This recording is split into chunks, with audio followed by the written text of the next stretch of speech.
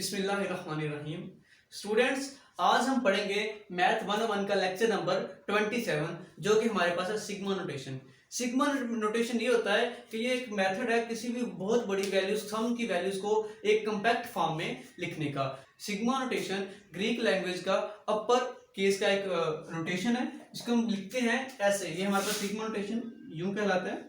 Let's suppose हमारे पास values हैं। Value क्या, हमने वैल्यू लिखी है 1 + 2 + 3 + 4 + एंड प्लस चलता जा रहा है। हमारे पास एन तक कोई भी वैल्यू है। एन हम कह सकते हैं यहाँ पर कोई 1000 भी हो सकता है, लाख भी हो सकता है। अब इतनी बड़ी वैल्यू को रिप्रेजेंट करने के लिए एक कंपैक्ट फॉर्म हम सिग्मा यूज। सिग्मा का मतलब होता है सम ऑफ ऑल वैल्यूज। तो हम कैसे इसको लिखेंगे, इसी अगर हमारे पास ये इक्वेशन, इसको हम ऐसे लिखेंगे k = 1 to n, क्योंकि हमारे पास 1 से स्टार्ट होकर n तक जा रही है और यहाँ वैल्यू आ जाएगी k।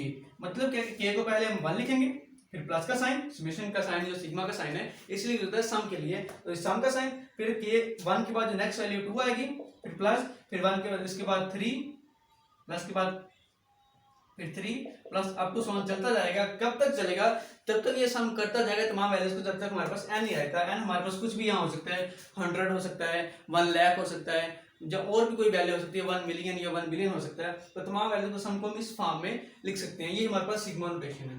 तो सिग्मा नोटेशन को समझने के लिए हमारे पास कुछ थ्योरम्स हैं।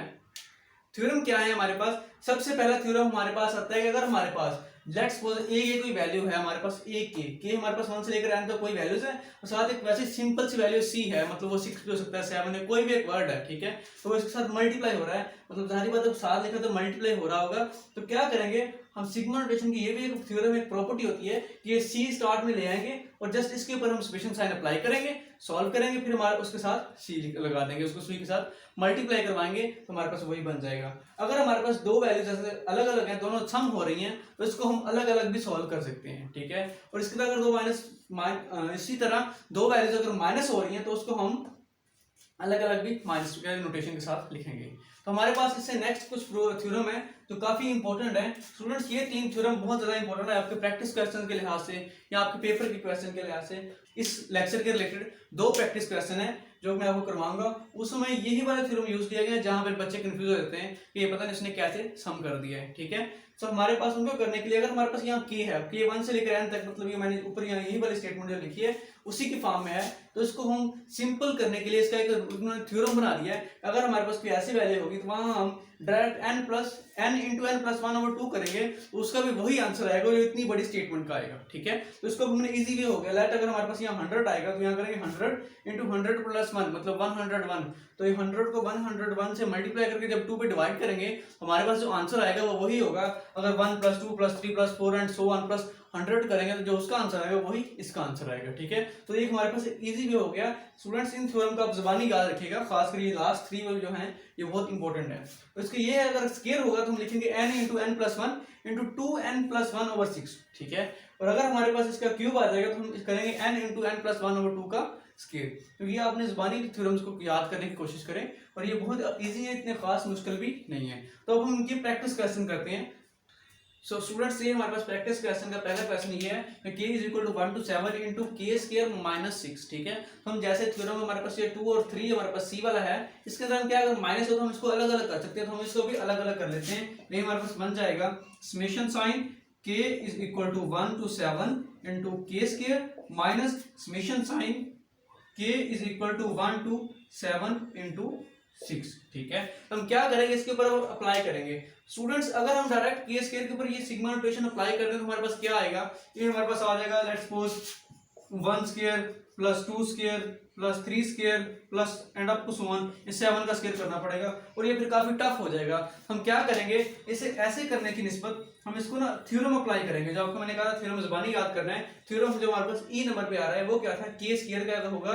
हम क्या करेंगे, n × n + 1 ओवर × 2n + 1/6, मतलब ये ऊपर वाली वैल्यू का हम सॉल्व करेंगे, ठीक है।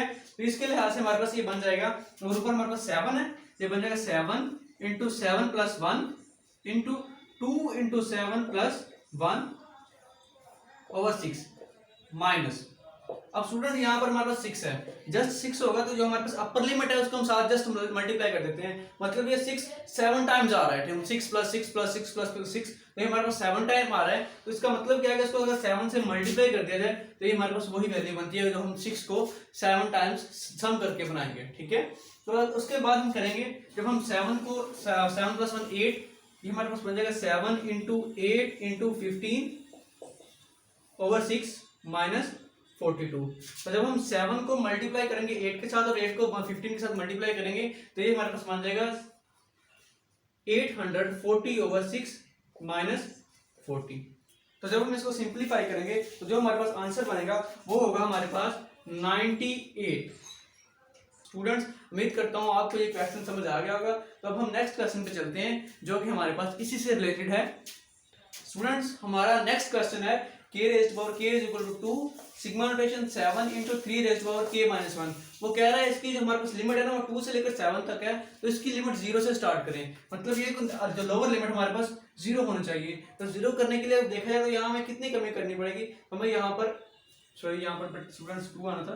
तो अगर हम यहाँ पर करना चाहते हैं k, मतलब इसको अगर हम 0 करना चाहते हैं, सो हम यहाँ पर ना इसको 0 करने के लिए जाहिर बात है यहाँ हमें नजर आ रहा है 2 है, तो 2 में से कितने हम कम करेंगे कि हमारे पास ये बन जाए 0। तो यहाँ 2 में से हमें मतलब 2 कम करने पड़ेंगे। तो हम क्या करेंगे, यहाँ लिख लेंगे, लेट कर लेंगे कि हमारे पास एक j, ठीक है। तो j हमारे पास है k-2, अगर 2 में से k में से 2 माइनस करें तो यहाँ हमारे पास 0 बन जाएगा, ठीक है। तो हमारे पास अगर k = 2 आएगा तो j हमारे पास आ जाएगा 2 - 2 = 0। और इसी तरह अगर k हमारे पास अपर लिमिट 7 है तो j हमारे पास आ जाएगा 7 - 2 = 5। तो हमारे पास इसका जो न्यू लिमिट बनेगी वो होगी सिग्मा नोटेशन j = 5 0 to 5 3 की पावर, अब यहाँ पर k-2 किससे इक्वल है, j के, तो यहाँ j आ जाएगा।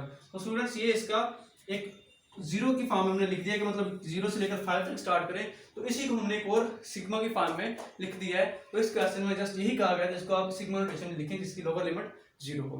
तो स्टूडेंट्स, ये हमारा ये सेकंड क्वेश्चन भी हो गया। उम्मीद करता हूँ आपको मेरी ये वीडियो पसंद आई होगी और आपको इन क्वेश्चंस की समझ आ गई होगी।